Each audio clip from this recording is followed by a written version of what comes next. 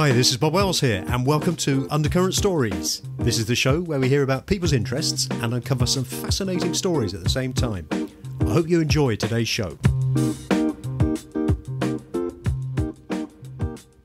Hello and welcome to Undercurrent Stories. In today's show, I'm delighted to be joined by Debra Fine. Debra is a highly acclaimed and recognised expert on communication skills. She is a keynote speaker, trainer, and author of best-selling books which include The Fine Art of Small Talk and The Fine Art of Confident Conversation. She is a member of the National Speakers Association and presents workshops and keynote speeches on small talk and networking skills to hundreds of audiences around the world, working with clients such as Hyatt, the International Fire Chiefs Association, Google, and many, many more. And today, we're going to talk about small talk. Hello and welcome to the show, Debra. Thanks so much, Bob. It's great to be on your program. I love that this is a global interview for me. Well, that's brilliant. And I guess in spirit of the theme of the interview, we should perhaps do a bit of small talk to start off with. That would be awesome. So whereabouts are you based then? I'm in the United States. I'm in Colorado. Those of you familiar with the sites of mountains filled with snow, that's where I live. Today is a very sunny, beautiful day, similar to Switzerland. So it's close to the middle of the country. So lots of mountains and snow. Lots of mountains, very little water. It's our big problem, actually. And I know, the UK to a degree. I spent many times visiting everything from London to Liverpool. Yeah. I've been to, Scotland and Ireland this past summer, although that's different. And we need to get to Wales. So I just love your people and your country, and of course your language. It suits me just fine, eh? That's great. So thank you ever so much for coming on. And before we talk about small talk, could you just tell us a little bit about yourself to start off with, and put it in context into your life's journey and how you decided to become involved in what you do, please? Thanks for asking. I used to be an engineer. That is what my degrees are in. And this was a long time ago. I'm a little on the seasoned side, and I chose engineering, Bob, for a brilliant reason, in that I was great at math, and they tried to put me on the path to teaching, which was a typical career for a woman in those days, and certainly engineering was not a typical path in those days, and still is not, unfortunately.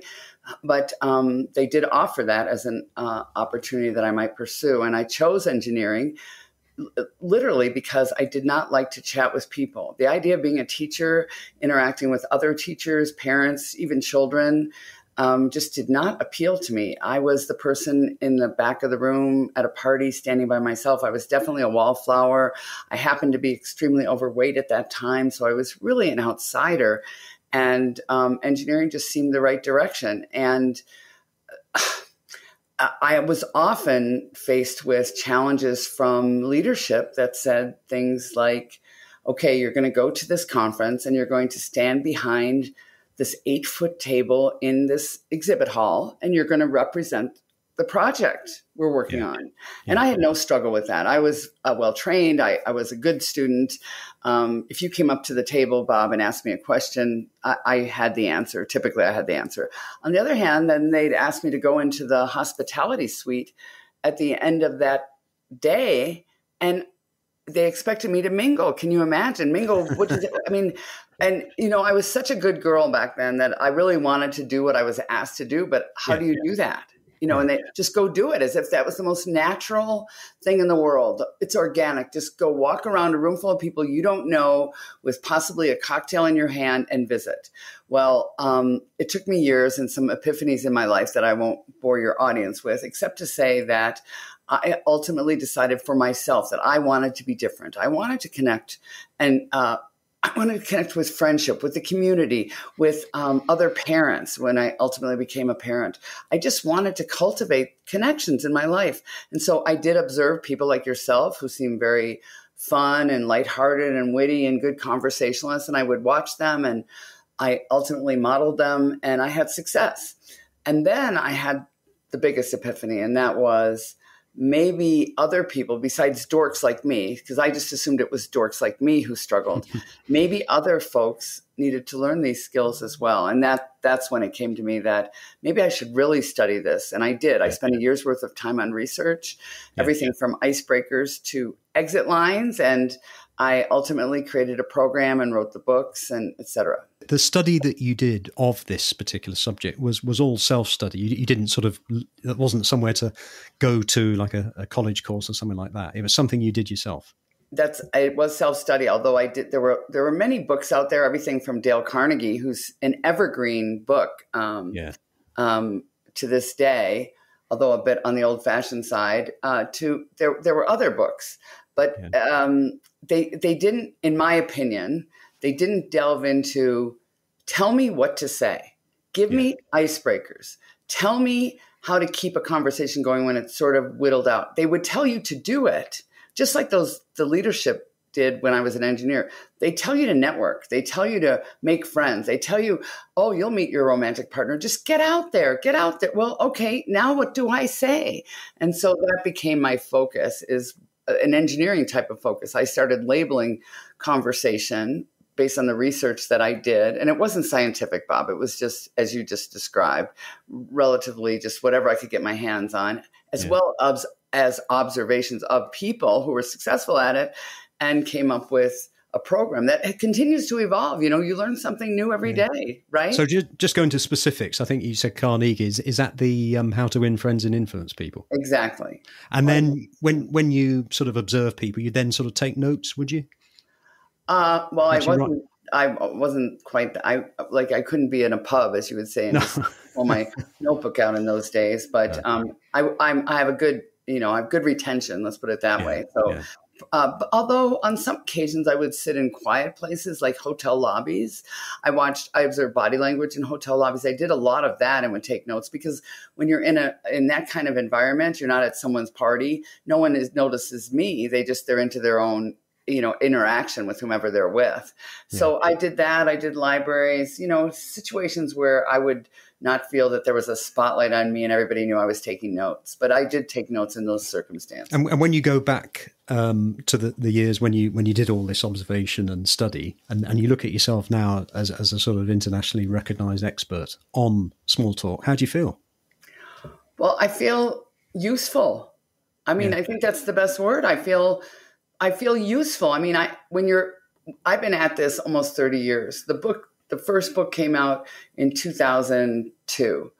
So it reminds me sort of, my dad was a pediatrician, a children's doctor, and we would go out and about and people would say, oh, I'm a grandmother now and you took care of me when I was a baby.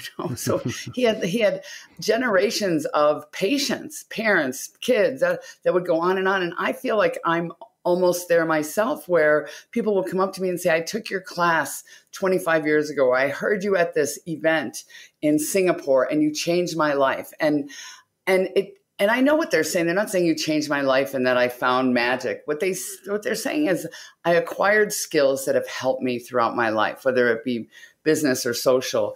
And I think I give myself a pat on the back. I was useful. And now oftentimes people, with children that are about to attend university and or launching their careers, I feel so much confidence knowing that, wow, you're going to get this information when you're 22 instead of 52. That's handy, right? Isn't that handy? Yeah. So that's the biggest sort of satisfaction for me. Yeah. Yeah. So talking about small talk, how do you define small talk, Debra? I define small talk as the appetizer for any relationship. And so what I mean by that is, so you and I had a chance to chit chat before we dived into this, what I consider a business conversation. Yes. That is certainly controlled by you. You decide when it starts, you decide when it ends, but we had some time for chit chat and I learned a bit about you. So it's possible that the next time I visit the UK, there is a drop of potential friendship there if either one of us wants it or both of us wants it. Yes. So oftentimes we start conversations, let's say in business, and we go right into the negotiation or the selling of the widget or whatever it may be. But if we don't go back to small talk, that appetizer, we don't develop a relationship. then the relationship, it's not that it's false, it's real. Business conversations are real. But appetizer, it's like those of you who have met your mate, met your partner, currently live with a spouse who, and you're thriving.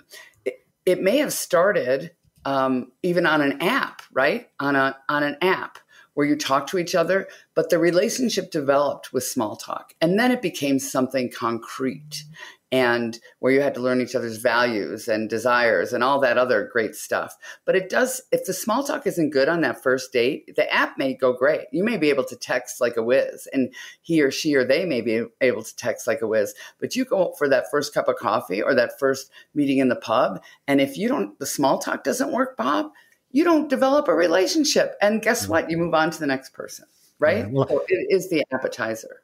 Absolutely, and I think certainly from an English point of view, we talk about the weather an awful lot. I don't know whether it's the same in the States, but there's always something to talk about in England with the weather.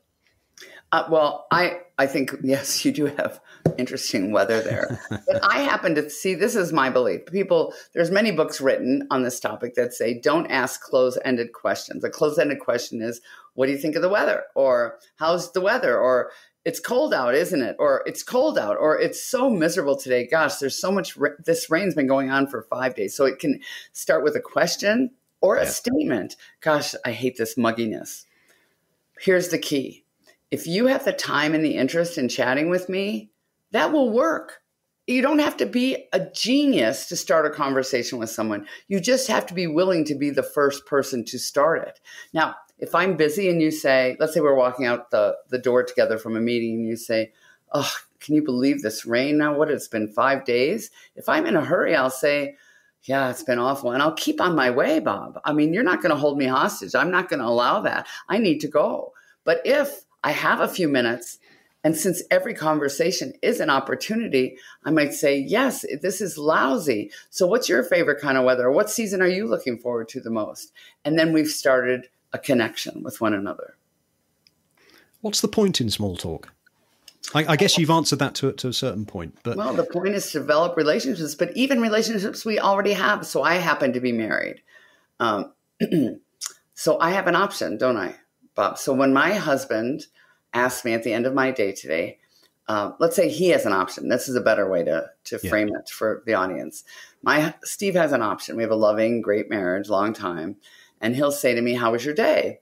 And I'll probably say, good. Well, everybody listening who has a spouse or partner, isn't, how was your day?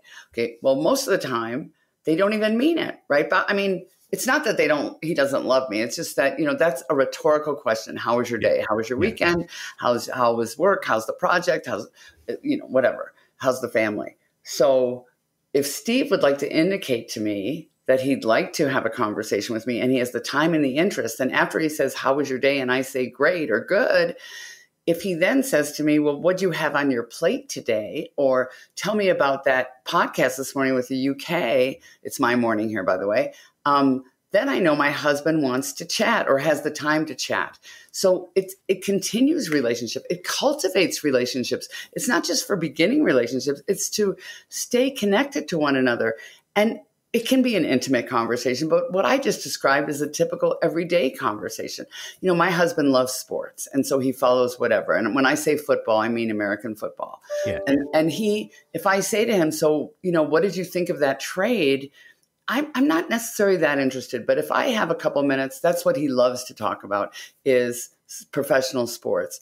I will delve into that. That's small talk, and that's to keep my relationship lively, connected, interested, etc. The same goes with my girlfriends. I have grown children. You mentioned you have children as well. I think they're grown. I'm guessing they're grown. Yes, they are.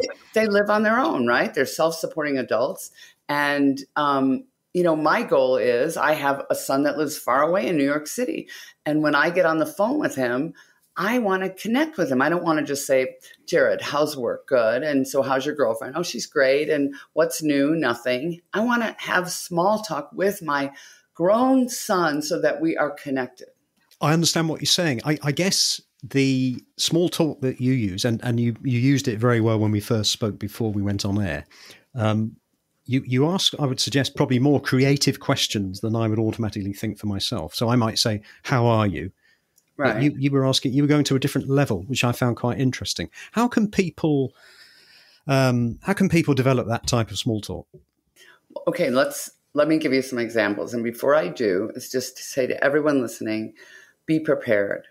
I would never walk into, if you invited me to your home for a get together, a party to honor, let's say, a daughter that's celebrating something.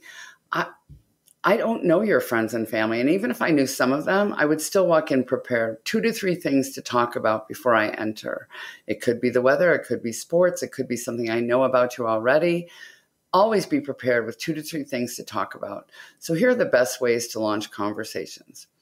If you are with people you already know, so I already sort of know you, Bob. I know you're married and I know you have daughters. That much you disclosed during our chit chat. So be careful, audience. So that's what I know about Bob. I hope I haven't revealed too much. If I'm lucky enough to be invited back on Bob's podcast, okay, let's say it's a year from now or 6 months from now, you will never hear me say, "Hey, Bob, how's your wife? How's she doing? I never found out about her. What keeps her busy?" No, I won't say that because you see, he is an acquaintance of mine. We do not talk every day. He's not in my family. He's not in my circle of friends. So when you're interacting with acquaintances, be very careful. Don't ask questions that might put you or put them in a bad spot. So I'm not going to say, "How's your wife?" and find out that she finally left you after all these years, took all the money, took the house, et cetera, et cetera. Instead, I'm going to say to you, Bob, bring me up to date on the family. What's new? Yeah. Catch me up on the family. Now, here's another thing. We run into people that we know or we believe we know, they work for a bank, let's say. How's it going at fill in the blank bank? Or how's it going at with your business? The problem with that is if you don't know the answer to the question, if you're not certain they're still secure in employment with that organization and or secure in still owning their business, be careful. Instead, ask this: what's new with work since the last time I saw you? Catch me up on work since I last saw you. And then you can tell me what you want me to know. Yeah. Let's say you're out of work, or let's say, you don't say to somebody, because let's say your daughter was engaged the last time I talked to you. I'm not going to say, "How was the wedding?" I don't know you well enough to do that. So catch me up on your kids. What's new? And you'll tell me what you want me to know. So that's one thing. Okay. The other thing is launching conversations. The best foundation for launching conversations is to use free information. Free information is what we have about the occasion or location. So if we're at a party, how do you know the host or hostess? That's the free information I have, is unless you crash this party, we are both connected to the host or hostess. How did you first meet? How do you two know each other? The free information I have, if you introduce me to your wife or partner or spouse, Bob, is how did you two meet? Everybody has a story. Some are boring, some are not, but everybody has a story. If I'm at a fundraiser, what got you involved in this fundraiser? You mentioned to me, and it makes you such an interesting sort of Renaissance man to me, is that one of the things that you favor in your life is to dedicate time each week to preserving the outdoors in a charitable way. So if I were lucky enough to work side by side with you doing this, or we're walking down to a project and I don't know you, or I sort of know you, what got you involved in this? What's your background? That's free information about the occasion, location. Same with the weather. What do you think of this weather? What's the worst weather you've ever encountered? How is the weather? What's your favorite season of the year? Oh, summer. Oh, what kind of plans do you have this summer that you're looking forward to the most? So free information is the best way to start a conversation. What brings you to this conference? What do you know about the speaker? What was your number one takeaway from this meeting? Yeah, I mean, it's all I wouldn't say obvious stuff, but it all makes sense, and they're the sort of questions that I as a recipient actually really, really like and really enjoy. I'm pleased to answer, as opposed to just sort of coming back, "Yeah, I'm okay, thank you." Right, because you're not. That's a really good point, because you're an enthusiastic conversationalist, but not everybody is, and what I mean by that is they're not certain we're genuine. And that's why that technique I offered earlier, I call it digging in deeper, where my husband says to me, "How was your day?" And I say, "Good." And then he does one more question. "So what do you have going on today?" Now my husband has indicated that he means it. And I'd say to everybody listening, please remember that most of us don't really think you mean, "How are you? How's your day? How's work?" No. We're not certain of that. That's interesting. What about people who are, in quotes, considered to be shy, and they shrinking violets, they don't particularly like to initiate small talk? Would you suggest that it's something they could benefit from for improving the quality of their life? Oh, absolutely. And this is what I used to be shy. I'm not shy any longer. I will talk to the introverts in the audience. That's a different thing. Introverts get their energy from being alone, and extroverts get their energy from people. I am an introvert. I am behaving like an extrovert. I certainly hope I am. You can confirm that later. But well, I'll confirm it now. Yes, definitely. Oh, thank you. So when we're in certain situations where it would benefit us, whether it be networking or other, it's not that I'm acting like I'm not changing my personality. No. I feel confidence in conversation.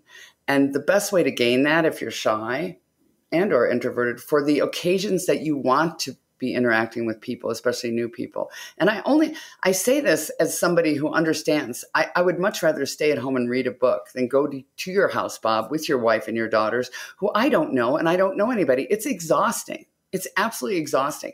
Nonetheless, if you invited me, I would go, and I would make the most of it and not stand in the corner. So I say to people, try this. I've given some examples during the podcast today. Happy to give more, but it is like learning how to jog or any kind of exercise. And what I mean by that is this. When I took up running, I was extremely, extremely overweight. So I tried to run. And my mistake was I ran. I didn't jog. Nobody taught me that. And so I made it less than a block. The end of the story is that every day I would run or jog a little more. And ultimately I could run a 5K, and ultimately I could run a 10K. And now, at this seasoned time in my life, I exercise, put it out there at least 5 times a week, and I remain trim. Ask me if I love running. No, I don't, Bob. I don't love running. I don't get high like all these people. Oh, I get a high. No, I don't get high. This is what I do. I make myself do it every day. 5 days a week. And I dedicate an hour to it every day. I did it before our talk today, Bob. And my suggestion to everyone out there is, if you want to change your life by building friendships, attracting volunteers, building networking skills, gaining rapport with people that matter to you, whether it be your kids, family members, etc., then you have to put in the time. And this is what I mean by the time. Turn it into a task. Where most of us are so good at tasks. I'm even wearing clean clothes now, and you can't even see me. But I don't love to iron, but I do like to look fresh and neat and clean. Most everyone listening feels the same way. Some of us went to school. Some of us learned auto mechanics. That's a task. Now, turn this into a task. Tell yourself you'll meet 3 new people this week, maybe at a book event, maybe at your an event with your child's playing football. And now I'm talking about UK football, not American football. You start up a conversation with another parent. You say hello first. I know you're shy, and I know what you're afraid of. You're afraid of the same thing I was most of my life, and that is, you might reject me. Okay, so let's examine that. Let's say you are a parent, and you want to cultivate connections with other parents of your child's friends, or you're new to the neighborhood. Wouldn't it benefit you to make those kinds of connections? And what risk is really involved? You're a parent. Here's the worst risk for a parent: that something happens to your child. That's risk.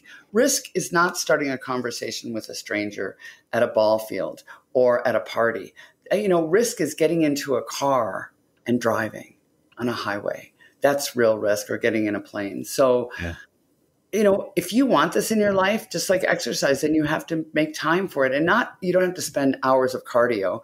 I'm just saying for once or twice a week, when I go to a party with my husband, if I get dragged to one of his events, I tell myself, you'll meet 2 new people. You'll meet 2 new people, and then you get to go hide in the reception area, or you can go drink.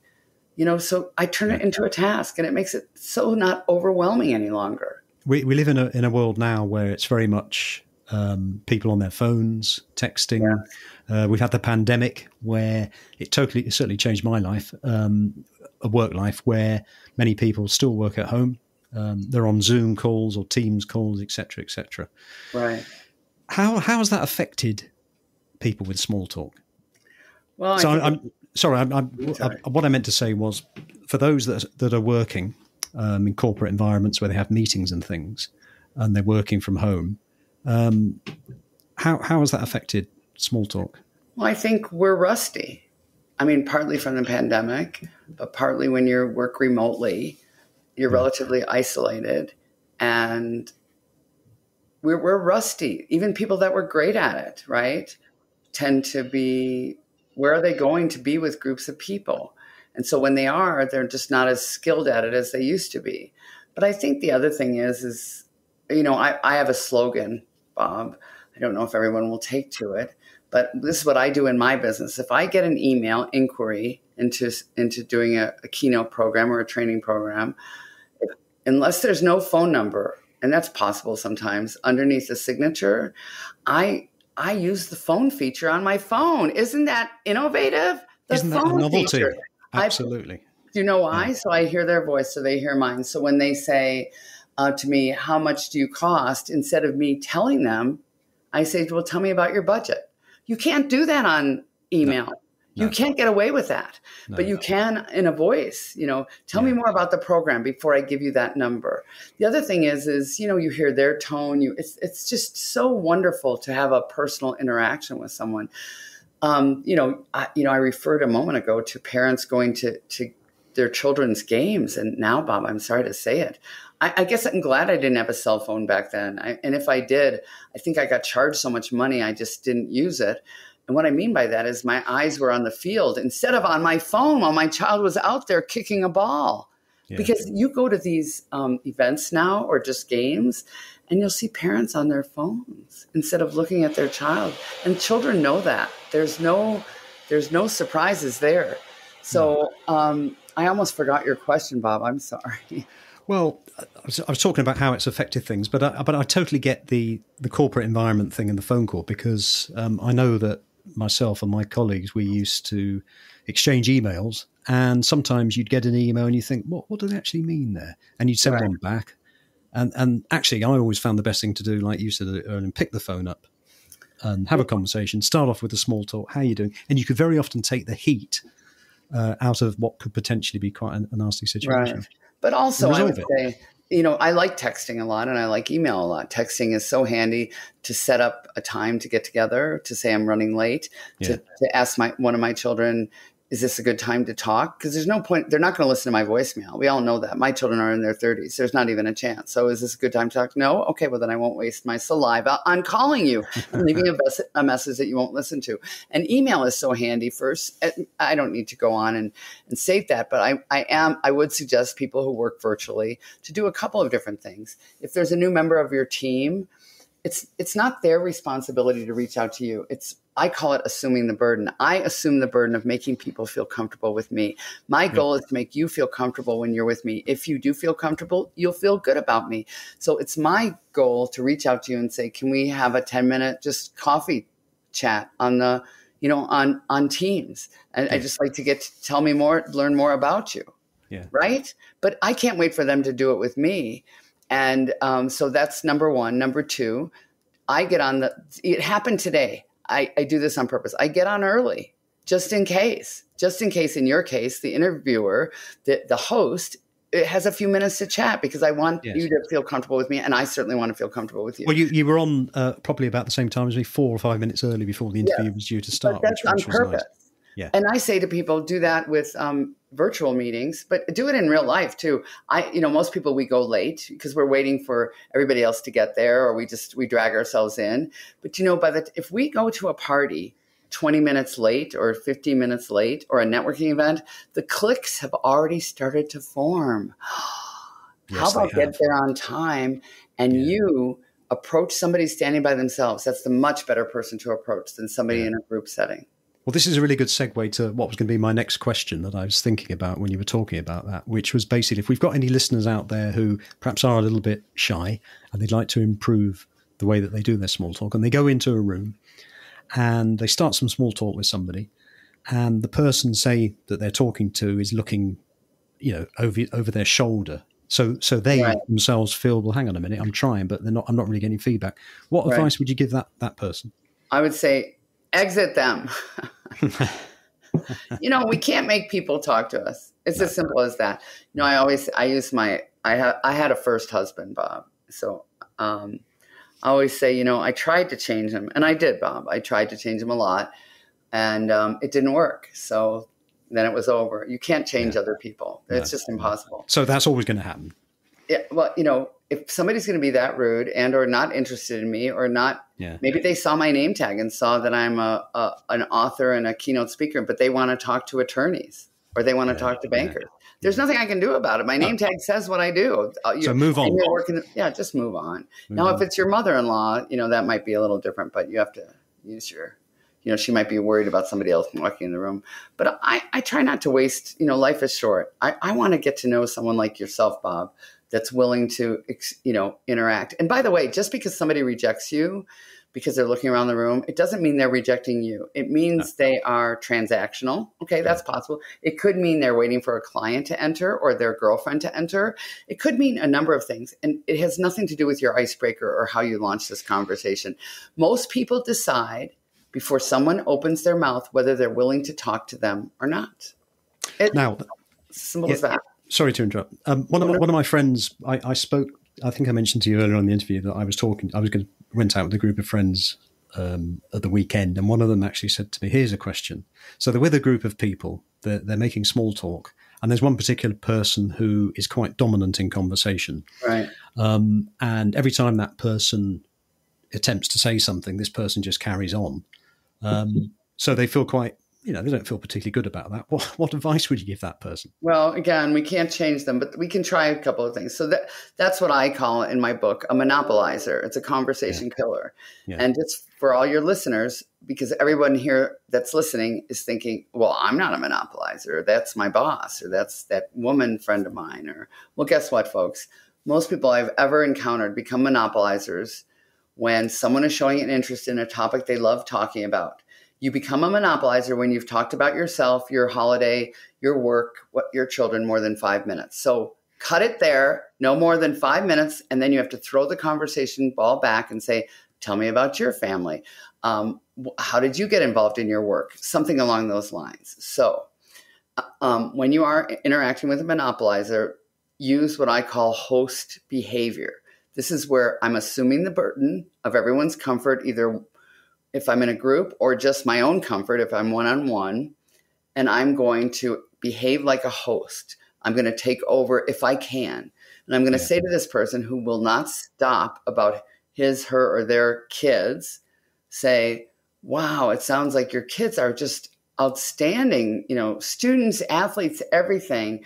I have kids too. They're not quite as stellar, but I have to say, I'm missing my son. He lives across the country. Okay, so I can try that. I've introduced the fact that I have kids also. Yeah. Well, if this is a true monopolizer, they'll say, oh, you have a child that lives across the country? So do I. And they'll just start, they won't shut up. And you can't change those people. Now, if I'm with a group of people, it's much easier. I'll say to somebody, gosh, it sounds like your kids are outstanding. And then I'll look at someone else at the table of 4, and I'll say, hey, Mary, Tell me about your family. I don't know anything about your family. By the way, did you notice, Bob, I didn't say, do you have any kids? That's a real conversation killer. What if she doesn't have any kids? If I don't know, I'm not going to ask somebody, do you have any kids? I'm going to say, tell me about your family.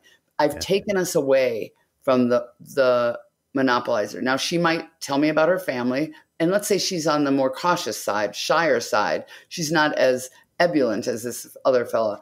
So she says, well, I have a sister. She lives in Kensington, and my parents, I visit them in London. And then this fella says, London? I'm from London, because he won't shut up. There's nothing you can do about that fella, but you can try and go around the table and ask people, tell me about your holiday, or tell me about your work.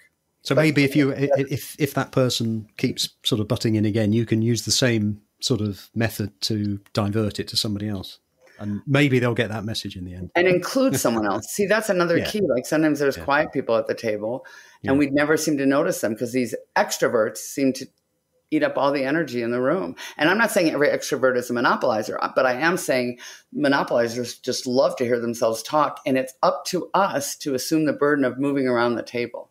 I know exactly what you mean. When I had meetings at work before I retired, if I was chairing the meeting, it'd be very often, if somebody did that, I would say, oh, well, that's a really interesting point. Fred, what do you think? Oh, just move it around. Move it around. See, that is exactly what a good leader does. Because often you needed to issue that invitation to include him because maybe he just felt like, I'll just sit here and listen, there's nothing wrong with that. But right. You were brilliant. And that should be done in virtual meetings as well. That's what a good leader does, is goes around the table, includes other people, whether they're talking small talk about vacations. So, Mary, tell us about anything you're looking forward to with regard to vacation, or whether it be about a project. Yeah. What about how important is remembering people's names on initial meetings? Well, Dale Carnegie says, using someone's name as I'm paraphrasing, is the most magical thing in the world. And that is true. It sounds a little schmoozy right now. And we're lucky on virtual events now. We don't have to be reminded of anyone's name because it's right up there in the square. Isn't that handy? But I do think it's really important to use people's names and use them correctly. I was a little, actually, with you, some things, the invitation for today's program said Robert Wells rather than Bob. But then, I went through the correspondence to make sure that you signed off with Bob. Otherwise, I was about to ask you, do you prefer to go by Bob or Robert? But yeah, I hope I'm right. And now even you are, yeah. Yeah, okay. It's, we give people nicknames too. Like your name is Robert, but you go by Bob. My name is Debra, and people call me Debbie. I just hate them. It's automatic, Bob. Well, if I'd done something naughty or wrong as a child, I would have been Robert. Yes, exactly. But I think it's really important to learn people's names and to use them. But I also think it's important when you've forgotten someone's name. If I'm lucky enough to run into somebody at the theater and I've forgotten their name, I don't play that game where we stand there and talk for a couple of minutes and we're both hoping for a religious experience to take place where the name comes to us from above. I don't do that. I assume the burden of saying, I'm so sorry, I forgot your name. Could you please remind me? Or I know I've had to be prompted in the past. Would you please remind me? Because if I don't know your name, my husband's going to walk up or my girlfriend or my boss. And how am I going to introduce you to them if I don't know your name? Yeah. That's why names are so important as well. There was a trick I was told some time ago, back in the early part of my corporate life, where if you'd forgotten somebody's name, you'd say to them, what's your name? And they'd say, well, my name so-and-so. And you say, no, sorry, your surname. So you you get the Christian name up front without feeling as though you were forgetful. Yeah. But then you have to remember that too. Yeah. I don't know. I mean, that's not a bad idea. Here's the real key to remembering people's names and whatever works. So I'm sorry, I sounded critical, whatever works. But I say to people, do what I make myself do. And it works about 80% of the time. I repeat your name, but everybody in your listening audience repeats the person's name. Bob, it's good to meet you.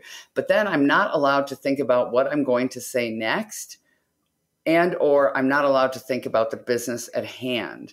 So if I'm at an event, a meeting, I walk into a meeting and there's 6 other people there. And I go around the table before I sit down and I say, hi, I'm Debra Fine or Debra or whatever is appropriate. They say their name. I shake their hand and I pause in my brain. I say, his name is Joe. Her name is Joanne. Her name is Kimberly. And I will get most of those names. And by the way, when I sit down, I'll write a little sketch for myself of their names. Now that's only 6 to 8 people at a table of 8 or a meeting. If I'm in a party setting, I'll do this. If you can touch somebody, if you can shake their hand and slow things down and really try to remember their names. Like my husband does not remember people's names, Bob. It's fascinating because he happens to be extremely far better educated than I am. And if you ask my husband anything about American professional sports of any kind, he can recite the player's name and what they do and how long. And yet he can't remember people's names and he has no disabilities at all. Yeah. The reason my husband cannot remember people's names, Bob, this is a fact, is he doesn't try. Oh my God. Isn't that amazing? Yeah. I won't say who it is, but I know somebody else like that. Try really hard. And guess what? You'll be successful. No, that's fantastic.